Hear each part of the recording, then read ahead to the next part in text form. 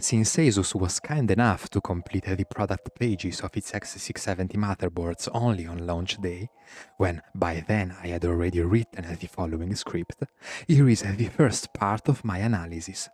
5 Mobos from the lowest to the highest tier. Let's start with the X670E TUF Plus Wi-Fi, an 8-layer ATX board with 8 plus 8 12V pins and a power design advertised as teamed 14+2. This means that an unknown PWM controller drives 7 V-core phases with 2 parallel power stages per each one, and possibly also the SoC phase.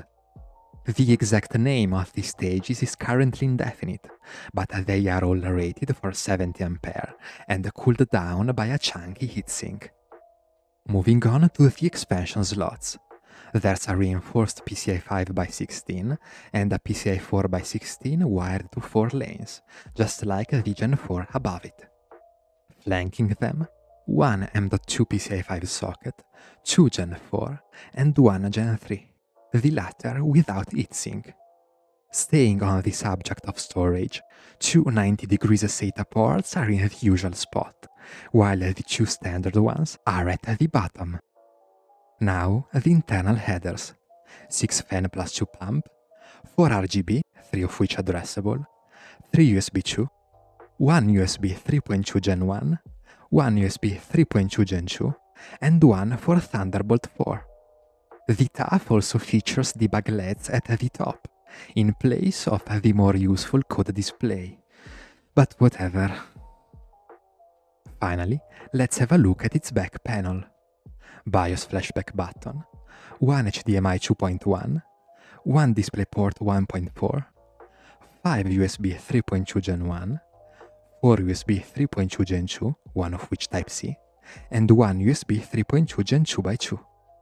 The wireless 6E plus BT 5.2 is in all probability provided by a MediaTek/AMD RZ616 module, while the wired 2.5 gigabit per second by a Realtek RTL8125BG chip.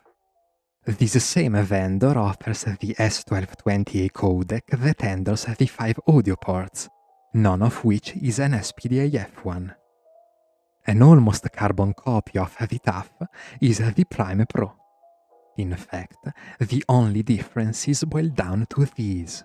The PCI 5 slot gains an easy release mechanism, the M.2 PCI 3 socket an heatsink, and the board itself the power and the clear CMOS buttons, at the cost of just one less ARGB header.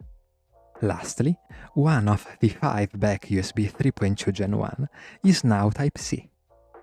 Next comes the X670E Strix-E, a considerable upgrade over the Prime. From a power design POV, we possibly have an Infineon ASP2205 PWM controller, driving 2 more V-core phases with Vishay SiC 850 power stages, rated for 40A more. On the PCI side, this board trades the previous PCI 4x4 for a second reinforced Gen 5, but with 1/4 the bandwidth, and one M.2 PCI 4 socket plus the Gen 3 for 2 extra Gen 5, here side by side. As for the headers, it upgrades the USB 3.2 Gen 2 to Gen 2x2, replaces one pump with one fan, but in turn reclaims that ARGB lost on the Prime. Just north of it, if you pay attention, you should have noticed a very welcome addition: my dear debug code display. Speaking of significant differences, check out the back panel. Here, the Strix-E relocates the clear CMOS button and swaps the 5 USB 3.2 Gen 1 for another 8 USB 3.2 Gen 2, including one Type-C. However, it's not over yet. Instead of AMD and Realtek, the LAN options are offered by Intel chips: AX210 for Wi-Fi 6E plus BT 5.3, and I225V for wired 2.5G. Finally, There's a Sevitech SV3H712 amp that works in tandem with a Realtek ALC4080 codec to also handle the digital port, now present.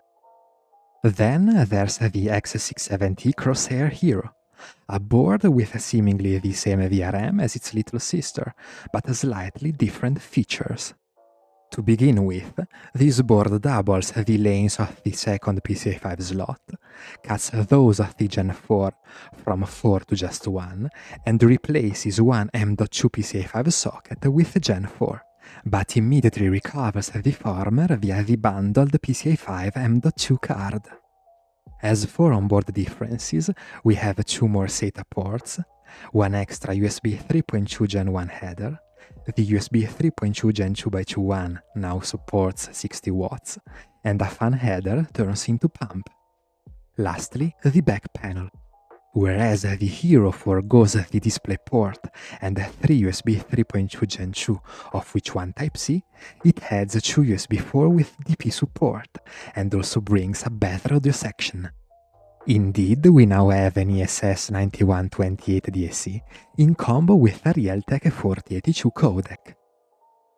Finally, the X670 Crosshair Extreme, a flagship not so terribly different from the Hero, except that it's been extended to make room for some, really extreme, overclocking features and a monolith. This is nothing but a second PCIe 4 plus 5 M.2 card to replace the 2 missing Gen 4 sockets on board. As far as minor differences are concerned, the PCIe 4 slot is now wired to 4 lanes. One USB 2 header is lost in favor of a USB 3.2 Gen 2 one, and the back panel drops the HDMI, but acquires a Marvel AQC113 10G port. Oh, the Extreme also has one more VCore phase than the Hero, and a backplate.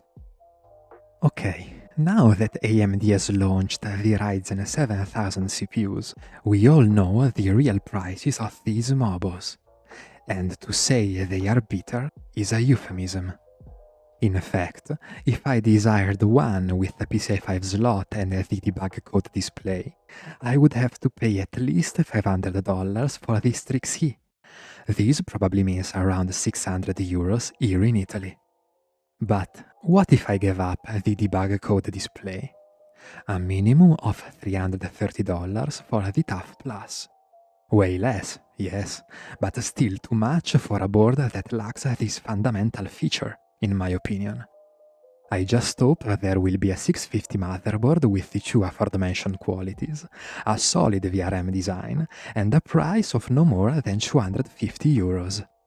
Is it too much to ask? Maybe. Or maybe not. We will see. Having said that, if money were no object, I'd still get the Strix-E, because it's the cheapest one with everything I need, and more. If you prefer to compare these Mobos yourself, you will find a spreadsheet in the video description that includes the other vendors as well. Because this is still a work in progress, please let me know if you find any mistakes. Next Monday I'm gonna show you the remaining boards in the ASUS lineup, so don't forget to subscribe. Fare you well for now.